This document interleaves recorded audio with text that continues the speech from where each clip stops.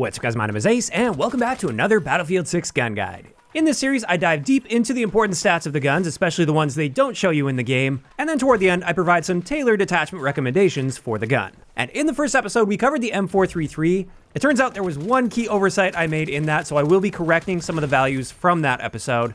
And today, we're going to be moving on to the B36A4, which is based on the H&K G36.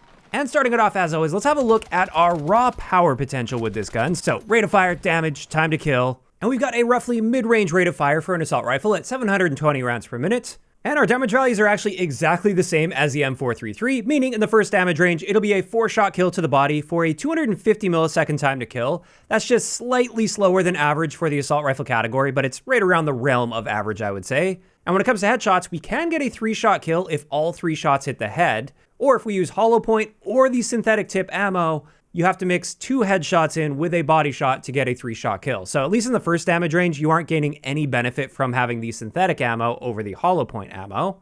Then in our second damage range, it'll be a 5-shot kill with a slightly better than average time to kill at 333 milliseconds. And we once again need the same number of headshots mixed in to reduce the number of shots to kill, even with the synthetic tip ammo, which is interesting. You would think there'd be some real tangible benefit there. If you're just trying to cut this down to a 4-shot kill, hollow points and synthetic are essentially the same here. However, in this range, the synthetic tip ammo can get a 3-shot kill if every bullet hits the head. So that is one benefit you gain from it there. And then finally, for our third damage range beyond 75 meters, it'll be a 6-shot kill to the body with a better than average time to kill at this range for an assault rifle at 417 milliseconds. And we once again need the same combination of headshots to reduce the number of shots to kill. And this time, there is no tangible benefit, again, with having synthetic over hollow points, even if every bullet hits the head. And as a result, I would say synthetic tip ammo is not worth the extra attachment cost compared to hollow points, since it's literally only helping you in the medium damage range if every single bullet hits the head. So there we go. When it comes to raw power potential, up close it's pretty much average, but as you stretch out your distance, the B36 actually becomes a little bit more effective than average for assault rifles. And speaking of ranges, let's have a look at our range chart here so we can see how it stacks up. And like I said in the first episode, nearly all of the assault rifles have the exact same range damage drop-off points at 21.5 meters and 75 meters. But you can really see here with our time to kill comparison, especially at like long range, for instance, the B36 is up there as one of the fastest killing assault rifles at long range, assuming we're hitting all our shots, of course. Now after that, let's get into our velocity and drag coefficient values, and this is where I have to make the big correction from the first episode.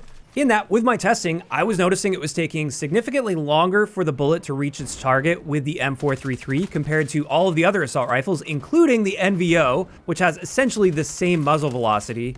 And therefore, my conclusion was the drag coefficient must be higher on the M433. However, the oversight I made here is with both the M433 and the SOAR 556, by default, they have the short barrel equipped rather than the standard base barrel like all of the other assault rifles, and this barrel reduces our muzzle velocity. And the way I've been testing my guns and cycling through them quickly in Battlefield Portal is I created a script to cycle through those guns, but it cycles through the base version of those guns, and therefore I didn't realize the short barrel was being equipped on there. And this is why I was seeing a much slower velocity than what the in-game menus state when you remove the short barrel.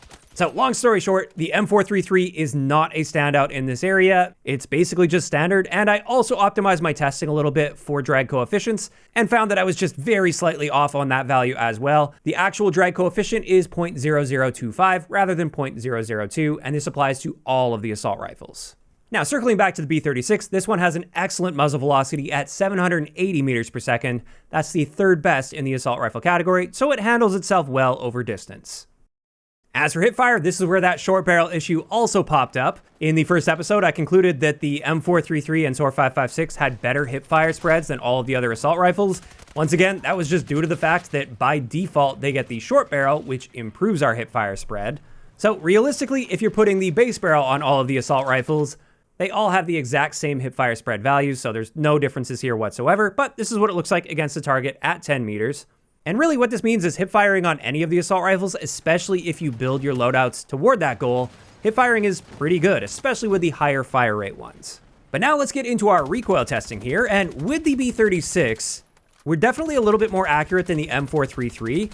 We have less vertical recoil to deal with here, and on top of that, it appears to have less initial spread and less maximum spread compared to the M433. And as a result, at least compared to that gun, this gun handles itself much better over range, especially when tap firing, since it does take a little while for that spread to kick in. It's definitely not the most accurate assault rifle in the game, as we can clearly see here, but looking at this and combining it with my experience as well, the B36 handles itself quite well at a distance as long as you're firing in short bursts.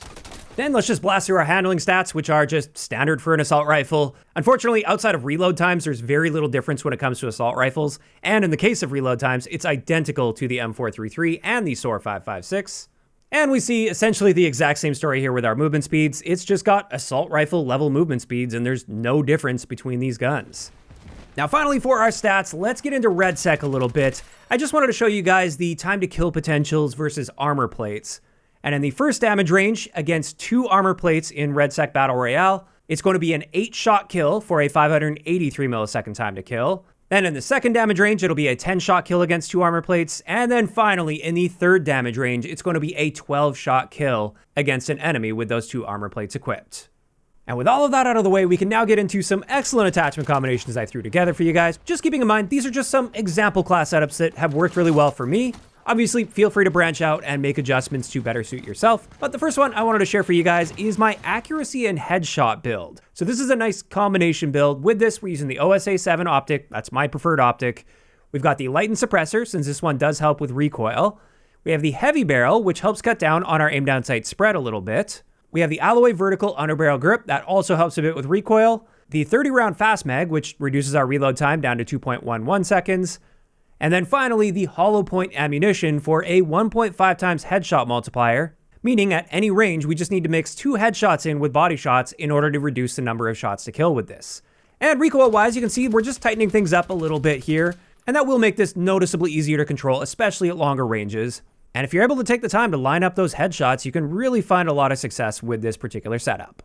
As for the next one, this one's designed a bit more for aggression. It's not a full-on hipfire build, but we're building a little bit into hipfire while also building into handling.